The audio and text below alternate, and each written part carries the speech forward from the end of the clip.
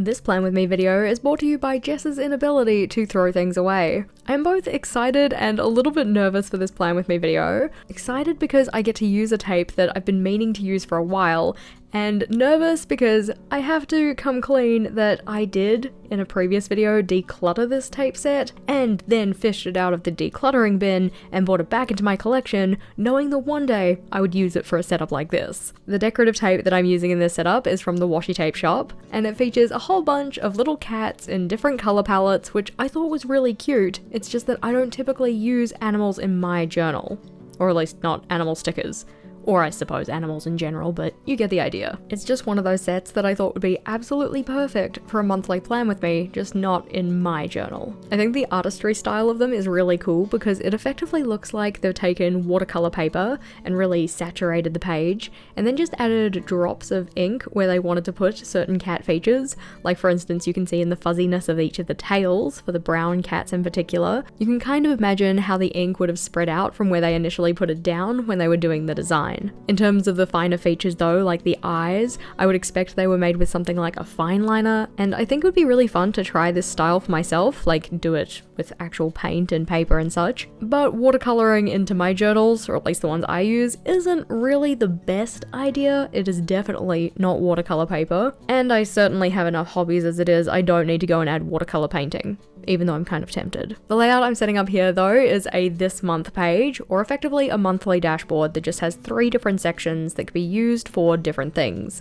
So whether that be kind of like checklists for different areas of your life, maybe 3 main goals that you're working on and breaking them down into different tasks that you need to do to work on them. The reason this one is kept vague though is because this journal isn't actually for me. It was one that was sent to a giveaway winner back in November. Because I wasn't sure who it was going to at the time of setting it up, I wanted to keep these layouts fairly flexible in terms of how you'd use them, so that when it made its way to the winner, they could use it however way they wanted to. One of the things that I have been trying to do differently in each of the setups of this journal is using a different style of cover page. A lot of the other layouts are very similar in their structure, from month to month that is, not between the layouts themselves. Like the cover page isn't going to look like the monthly dashboard, but the cover page itself I've been trying to do just a little bit of a different style so that each month feels unique, along with the different types of decoration I've been using. This cover page was the one that gave me the most difficulty though. On previous ones I'd done full panel designs, I'd done just decoration in the corners, I'd also done a large wave design out of different types of fruit, which is probably one of my favorites. That one was in January. But for this one, I kind of just wanted a lineup of our different stickers along the bottom of the page, and then maybe just a touch of decoration at the top so it had a little bit of balance. I will say that because these kind of stickers aren't ones that I would typically use in my journal, I'm not super familiar with how to use them. That's not to say that I think I used them poorly, it's more so just I wasn't too sure how to approach some decoration on some of the layouts. Because of this though, I did end up giving heaps of the extra tape that I had to the giveaway winner so that they could go and add in extra decoration anywhere they wanted to. You'll see that on the cover page though, and the monthly dashboard, the stickers that I've used here are within the same color palette. So our little cats in whatever colors they were, and then purple and green. This was not the only color palette in the tape set though. We also had ones that were orange and blue, ones that were pink and yellow. I just didn't want to have too many competing colors on the one spread though. So for each of the spreads in the setup, I just stuck to one of the tape rolls and using the stickers in those so that the colors didn't clash. Because I also just really love cohesiveness throughout all of the layouts of a setup, I also didn't want to select pens that only work with one of the tapes. So like only the purple and green, or only the blue and orange. For that reason, all of the highlight colors that I'm using with the Tombos are just done in grey. I felt this matched the color palette of some of our little cats, and didn't introduce any other colors that might clash with certain stickers. One of the most daunting things about making a journal for somebody else is the fear of messing up. While the fear of messing up can definitely hold us back from doing things in our own journal, when it comes to making something for somebody else, I feel like the perfectionism just goes into overdrive, like, oh my gosh, this has to be absolutely perfect, otherwise they'll hate it and they'll throw it away and they won't want to use it. Hopefully that's definitely not the case in terms of the journal that we're setting up here. I do hope that the giveaway winner has actually gotten use out of it and enjoyed using it. But I think one of the things that has been very good for my perfectionism when it comes to journaling is, well, actually journaling itself, because I feel like over my time doing journaling, I have let go of some of my perfectionistic tendencies. Not all of them, I'm still very much a persnickety biscuit, I like things to be a particular way, but I think I'm doing a lot better in terms of dealing with mistakes, or when mistakes pop up, not completely berating myself and being like, oh god, I have to like stick this layout together, it's awful, nobody wants to see it. I did definitely make a mistake on this layout, and it'll become very obvious as to what it is as I do the line work for the calendar, but essentially I've ended up making all of the rows just one box too long. Rather than going and trying to cover this up, which would have been kind of difficult given the nature of the mistake, I instead just decided to make that part of the layout. It's not a mistake, it is now a feature. If you do something similar like this on your calendar, and you decide just to section those parts off as like an additional little space for each of the weeks, what you could use it for is something like a weekly tracker. So giving yourself a collection of habits that you want to do once each week and coloring in a section of that extra space to say, yes, I did, or no, I didn't do that thing. So for instance, in terms of weekly routines that I'm trying to build, that could be something like my meal prepping, so trying to prepare breakfast and lunch for myself each week on a Sunday for the week coming. It could be doing a weekly reset to get yourself cool, calm, and collected for the week ahead. Maybe you like to have 1 or 2 intentional days off in your week if you're a bit of a workaholic like I am, or anything else that you're trying to build into your routines. What would probably be good to have with this though is some kind of key so that you know what each part colored in actually means, or if you're using symbols, what those symbols represent, but it is just a nice way to take something that was a mistake and turn it into something that can be functional. Outside of the calendar though, around the edges, I'm just putting all of those little stickers, this time using the blue and orange color palette rather than the purple and green one, and I tried to alternate these as I went through setting up the layouts, so purple and green first, then the orange and blue, then the next one I think is going to be the pink and yellow. We'll have to wait and see. Just so then all of our little cat designs got their time to shine. The numbers that I put in the little mistake column are just what I consider to be the week numbers for the year, so with first week of May being week 18, then 19, 20, so on and so forth. While I wasn't necessarily sold on the cover page, I do really like how this monthly calendar turned out, even though we have the mistake in that final column for the calendar grid. Because it is something that could still be used functionally, I'm not so sad about it being there. If you've ever made a mistake in your journal and turned it more into a layout feature, I would love to hear about it. But flipping on over, the next layout we're setting up is the tracker page. For this one, I'm using my mini calendar printables, which are available in my little shop, mainly because drawing out all these grid boxes would take a hot minute, and when you're setting up 6 months worth of journal in a week, you kind of want to take any shortcut you can to make the setup just a little bit faster. Another thing that I did to make this a faster setup is printing all of those mini calendar designs on sticker paper, which just meant I had to cut them out and could peel off the back and stick them directly into the notebook. Much easier than having to cut them out and then add some kind of adhesive to then stick them in. This one I like to call a tracker page rather than a habit tracker, just because I know that the term habit tracker doesn't necessarily resonate with everybody. I know personally I tend to now use routine tracker rather than habit tracker, because if it was already a habit, I wouldn't really feel the need to track it, unless I was trying to track not doing a habit because it's a habit I'm trying to break. But oftentimes that's not the case. In terms of the structure of the layout though, I have 8 mini calendar designs that I'm putting onto the page, making sure to allow space for a header at the top, and also a header for each of the little calendars themselves. This is so that our winner could write in what they were keeping track of, so what routine or habit or anything else they're trying to keep track of, and then they can color in a box on the little calendar design to say whether they did or didn't do it. I mean, technically they don't have to color it in, you could use a pattern or a symbol or anything like that, which is also why I didn't want to dictate what they had to do to fill the calendar in. Like if I went and said, oh yeah, use this color to say you did the thing and this color to say you didn't, if they don't have pens in those colors, it doesn't really work. When setting up the structure though, I wanted to make sure I also had some room for decoration, so the blank spaces in between the calendars are where I'm going to be putting more of those stickers. At the end of last year and this year, I've been doing a lot more layouts that feature stickers, and my sticker tweezers have been coming in real handy. Before getting sticker tweezers, I thought that they were kind of pointless. I'm like, you have fingers, can you not just lay things down? Well, it doesn't even matter if you have fingers, because using sticker tweezers just means that the placement is so much easier. It was a little awkward to get used to at first, because previously I had just used my fingers, but now that I'm a little bit more practiced, getting things into particular spots is a lot easier if I use the tweezers. On the right hand side of this spread though, this is where we're going to be putting in a 1 line a day layout. As the name suggests, it just has 1 row or line for each day of the month, and I just number those 1 through 31 going down the left hand side. I like to keep this layout fairly open so that there's plenty of space to write things in,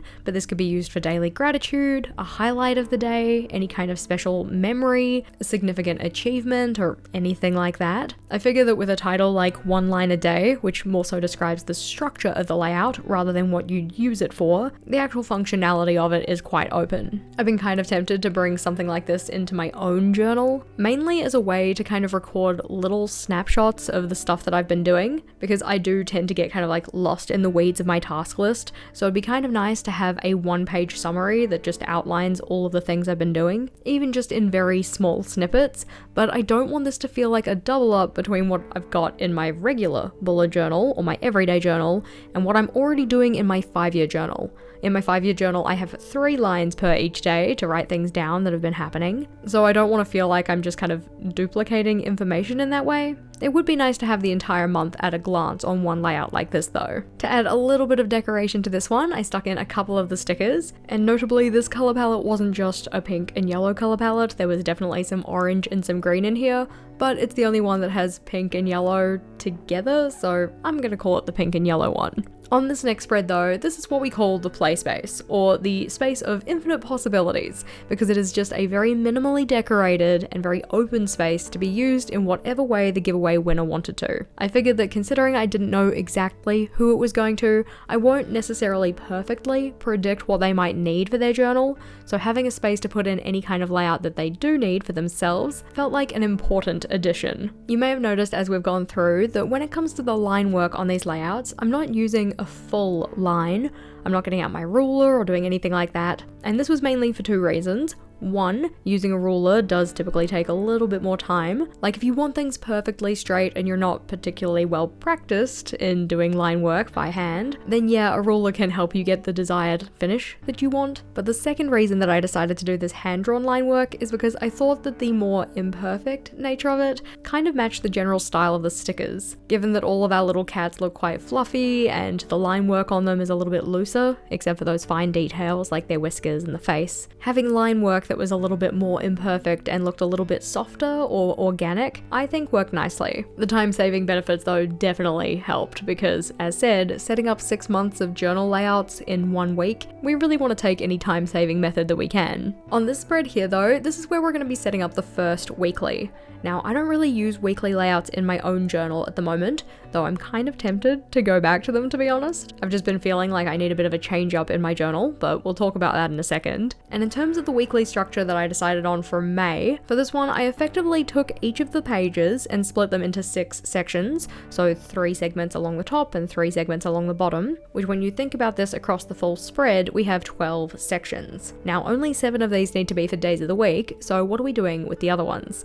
Well, 2 of them I decided to designate as decoration space. On this first layout, I put them in the top left and the bottom right segments, and then the other leftover segments were a space to summarize what was going on for the week. So just combining those segments together, or effectively 3 of the boxes, to have one larger box that could be used as a weekly summary. This is one of my favorite ways to think about weekly layouts. Essentially, how can you split the page so that you have a bunch of different boxes and then combine them in different ways so that you can come up with unique layouts. The nice part about this style of layout as well is that I don't have to put the decoration in the exact same space on every single weekly, which means we can get a little bit of variance between each of the weekly layouts without really having to change the structure. So as said, on this first one, the decoration was in the top left and the bottom right, but then on the next one, I can put them in different spots and just combine different boxes to do that weekly overview space. In terms of the weekly summary space, this could be used for a couple of different things. It could be like a meal plan for the week, like what you're planning on eating for dinner, or maybe dinner and lunch, in the assumption that you eat the same thing for breakfast.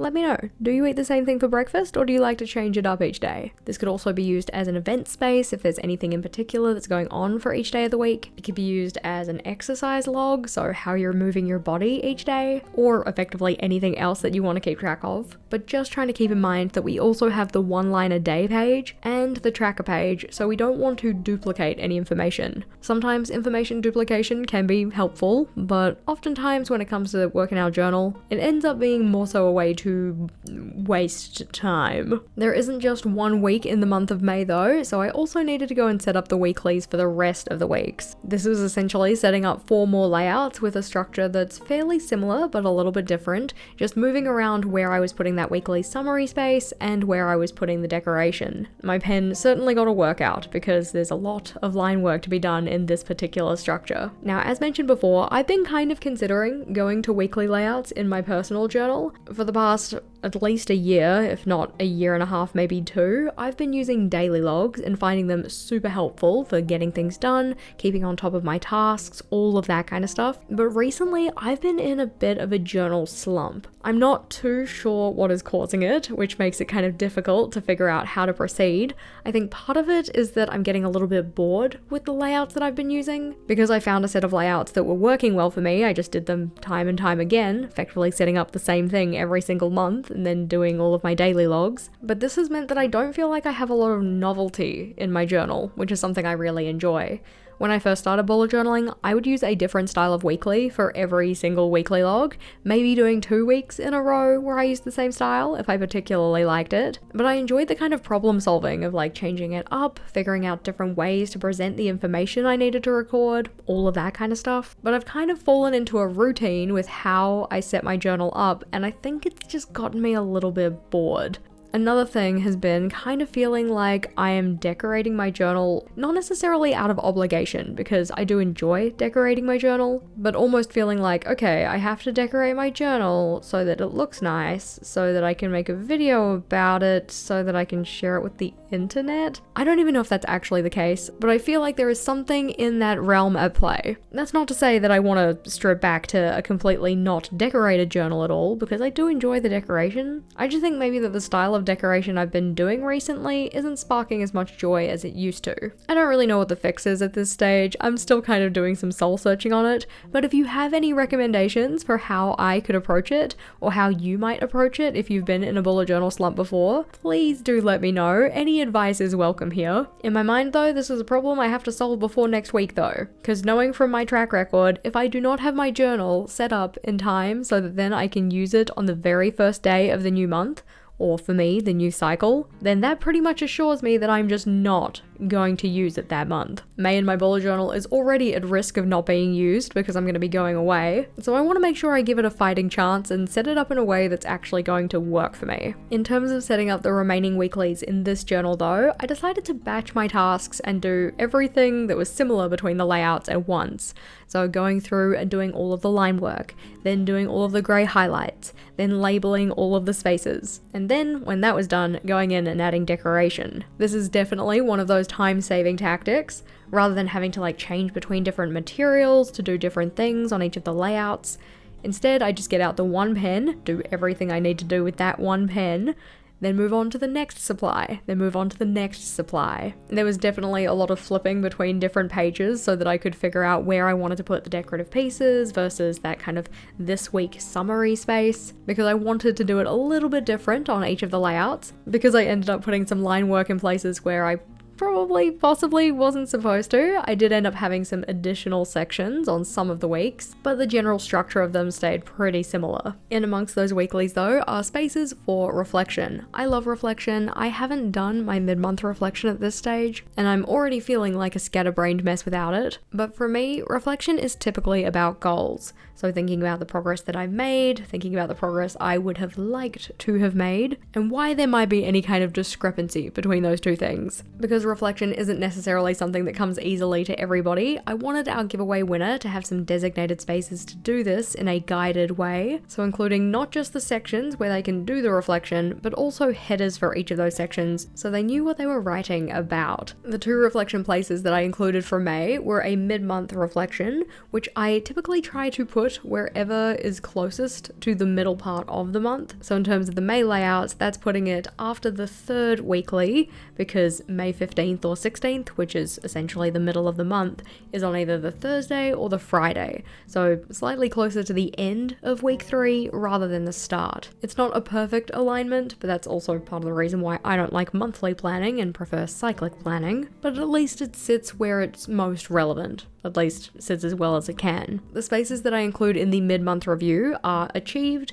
incomplete, challenges, learnings, taking forward, leaving behind, priorities, and before June. Each of these have been selected to help them get cool, calm, and collected for the rest of the month, review the progress they've made, think about the things that they still want to do, and hopefully plan to take action. And I wanted to leave the writing space in most of these boxes pretty open, so I only put decoration along the bottom of the spread. Because the stickers that I'm using are washi stickers, they are slightly transparent, meaning that I didn't want to go and put the line work in and then put the sticker over the top of the line work, because then you can see the line work underneath the sticker, and that's personally not the vibe I was going for. Otherwise we might have a line through one of the kitties' faces, and if it wasn't there by design, I don't really want it there. This mid-month review though is an opportunity to just check in with how the first half of the month has gone, get recommitted for working on any of our goals and projects for the rest of the month, and then getting straight back into the weekly layouts, those ones being the 2 remaining weeklies for the month.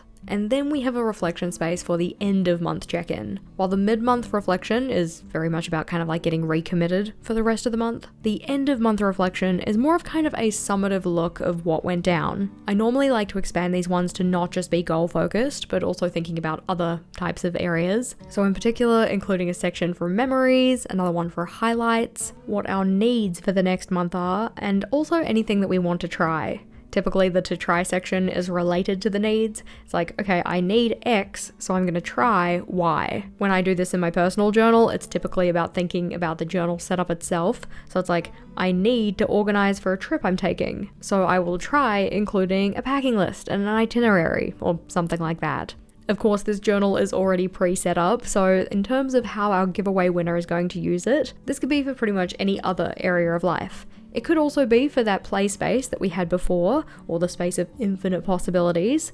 So what kind of needs do they have coming up for the next month in terms of things they need to organize in their journal, and is there a layout that they can set up to help accommodate that? The other sections are fairly similar from the mid-month check-in though, so having an achievements or a win space, a space for challenges, a space for things that they've learnt, either about themselves as a goal-getter or just in general. And then rather than having before June, because we're going to be rolling right on into June after doing this reflection, it's a space for things that they want to do in June, or a next month space. Outside of that though, any of the open areas are used for decoration, with those stickers making the decorative step just so much easier. Flipping back so that we can flip through though, despite not really liking the cover page, I do think that the layouts in this setup came out pretty cute.